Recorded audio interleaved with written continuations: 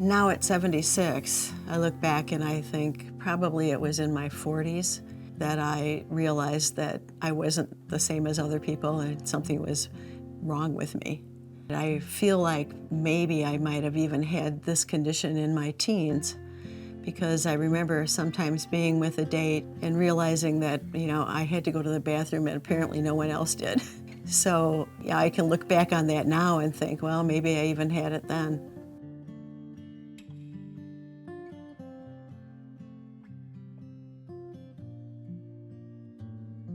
Overactive bladder is a condition that really makes you think about your day.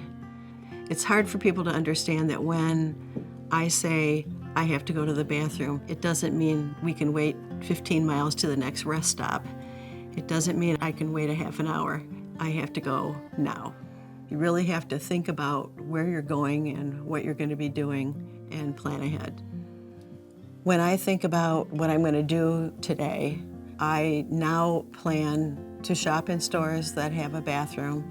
I realized early on that I needed to wear clothes that disguised it if I had leakage.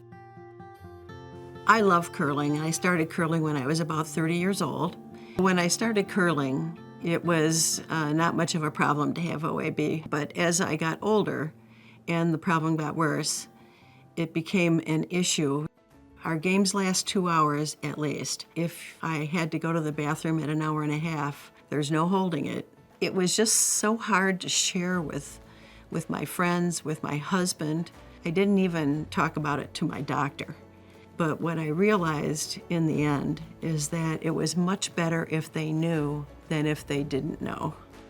I'm a pretty upbeat person. I enjoy being around other people and doing a lot of things. So learning how to navigate OAB is what you have to do to enjoy life. When I realized that I had OAB and started thinking about how I might get treatment, I realized that you need to find a doctor who understands the issue and can work through the treatments from the beginning with exercises to later on when you may be past the oral treatments and maybe into implants. I think that one of the best things you can do for yourself is to keep a voiding diary where you measure your intake and outflow. Actually measure what you drink, how many ounces it was, and at what time, and you measure your outflow and what time that is happening, so that you have a good picture when you go to your doctor of what your condition really is. Living with OAB means coping. These pads and various products that we use are that bridge to the normal life that you need. OAB isn't your fault, it's a medical condition.